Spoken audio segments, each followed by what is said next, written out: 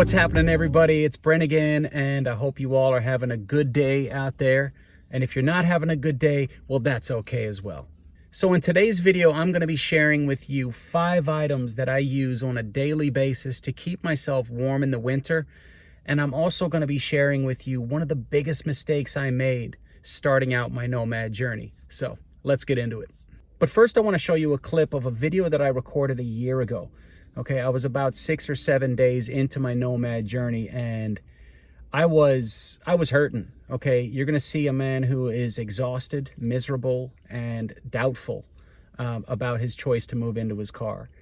And I hadn't slept in days when I recorded this. So let's take a look at that video real quick. What's going on? I haven't slept in 2 days. The temperature last night dropped into the teens. It was like 15 degrees, and all I have is a wool blanket, and I got this jacket. You know, I'm just not prepared, I guess, but I don't know what. It's very difficult. You know, it's only 6 days into this journey, and I already feel like my health is at risk. And that's just the truth of it here. I'm not trying to whine or anything.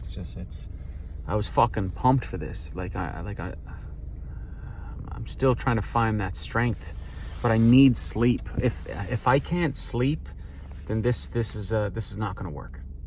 So that was me a year ago, and I can tell you I am not the same person as I was in that video. I have learned a lot since then, but you know, needless to say, I went in unprepared, and I learned the hard way. And I'll get into explaining why I was so miserable and why I was so exhausted, because I did make one mistake. Let's get into it. So I decided to move into my car in the beginning of winter in New England, which was a wild and potentially dangerous choice because the winters out here are no joke, and I had no experience. The mistake I made was thinking that a wool blanket and a few other blankets was enough to keep me warm in the winter. And needless to say, I was wrong, and I had to learn that lesson the hard way. So the first week of living in my car, I was uncomfortable, I was uncertain, and to be honest with you, I was scared.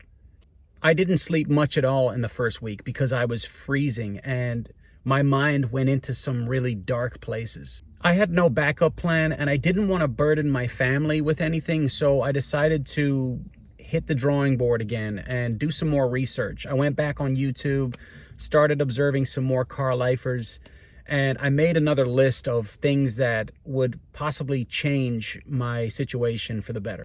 Which leads me into the first item on my list, and an absolute game changer of an item, and that is my Coleman 0 Degree mummy bag. So I got this on Amazon. I believe it was around 80 bucks, and it was big enough to fit my entire body in there. I'm 6 foot, 185 pounds, and I had more than enough room in there. And it's a sturdy sleeping bag as well. And I knew the first second I slipped into this bag that I was going to be okay.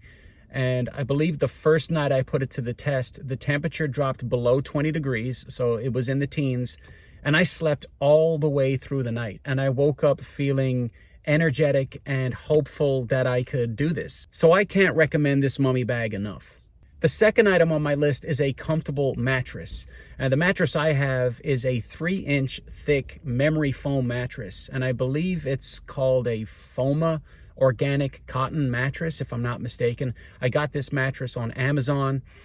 It was my second mattress. I did have a reinflatable mattress before that, and I'll talk about that in a second. But the one I have currently is a really comfortable mattress. It was a game changer. I get great sleep on this mattress. It's a little bit on the pricey side.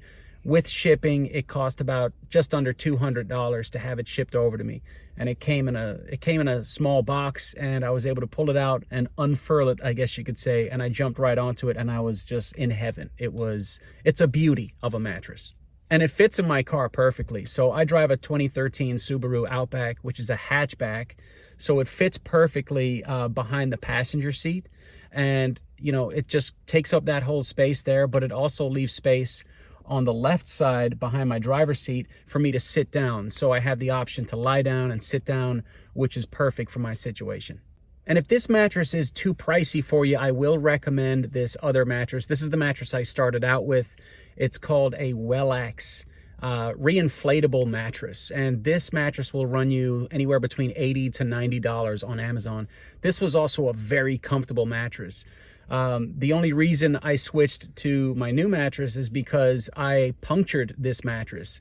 I tried to inflate it manually, and you're not supposed to do that with a reinflatable mattress, so I punctured it, which led to a very uncomfortable week of sleep. But then I got this mattress and everything was all good again. The third item on my list is actually a group of items. It's my accessories, and by that I mean having beanies on board. Sleeping with beanies is one way to keep my head nice and warm when the temperature drops down really cold. And, you know, if it's really cold, I'll even wear 2 beanies, because if that cold air hits your head, it will wake you up in the middle of the night. So beanies, definitely. A good scarf is also a good thing to have on board to wrap around your neck. Also, some heavy-duty socks will go a long way in keeping your feet warm, obviously, in the winter. And it also doesn't hurt to have a good pair of gloves on board as well. I rarely use my gloves. I use my gloves in the snow when I'm, taking the snow off the car, but I'll never sleep in gloves. That's just weird. All right, and the fourth item on my list are these amazing little pouches of heat. They're called hot hands. All right, you can purchase these in Walgreens or CVS. They're very inexpensive. All you got to do is pull them out of their package and they are ready to go. You just rub them together, put them in between your palms and rub them together, and they generate heat themselves, and it lasts all night long. They last up to 10 hours, or even more. But, these are perfect for putting into your pockets. What I like to do is I like to throw my hot hands down towards the foot of my sleeping bag. So when I jump into my sleeping bag, my feet are toasty. So it's not just about staying warm, it's also about being cozy. Trust me when I tell you, get yourself some hot hands and keep them on board for the winter. All right, and that brings me to my last item on my list, and this is a very large item. Are you ready? Okay, my car. All right, so my car is my main source of heat. I use my car to heat up my cabin, and it gets toasty, nice and quick. Nothing's going to heat your car up better than your car itself. And it's funny because I see a lot of car lifers using like buddy heaters and all kinds of external heaters. They bring them into the car. They're big, they're clunky. Some of them might work, some of them don't work at all. But I just use my car. And, my way of thinking when it comes to my car is, for a start, I'm not like camping out in my car all day long, like regularly. But I will have days where I'm in my car all day long and it's cold, and I'm not afraid to run my engine for the entire day if I have to.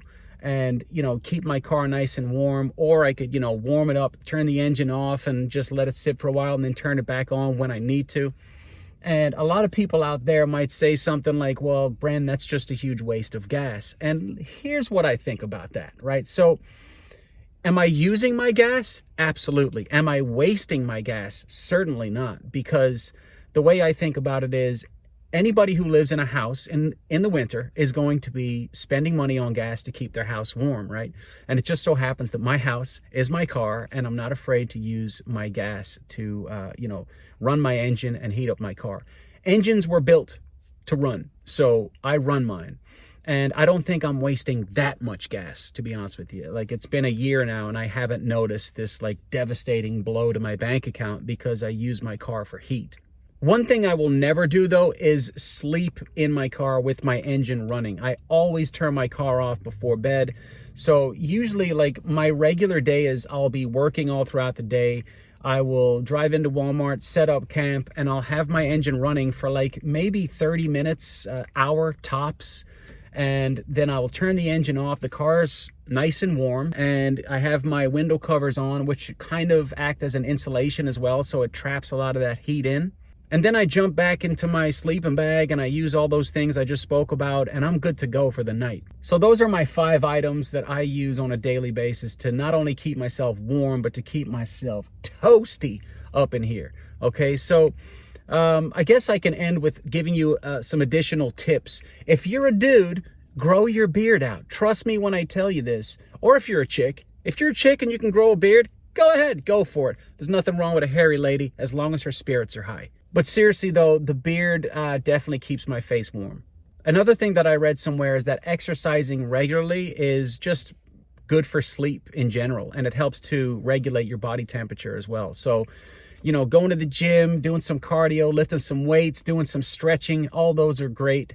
And it keeps you healthy and fit for the road, because if you're in poor health, you know, I wouldn't recommend this lifestyle, because you need to be fit and you need to be in good shape to live in your car. You need to be in good shape to live anywhere really, but particularly living in your car. So that's going to do it for today's video. I really appreciate you taking the time to stop in and hear me speak a bit. If you like the video, hit the like button, subscribe to the channel, leave a comment below, make some friends in the comment section. And I hope you got something from this video. And even if you're not thinking of moving into your car, I still hope you found it interesting at least. All right, so with that being said, I will catch you on the next one. Take it easy.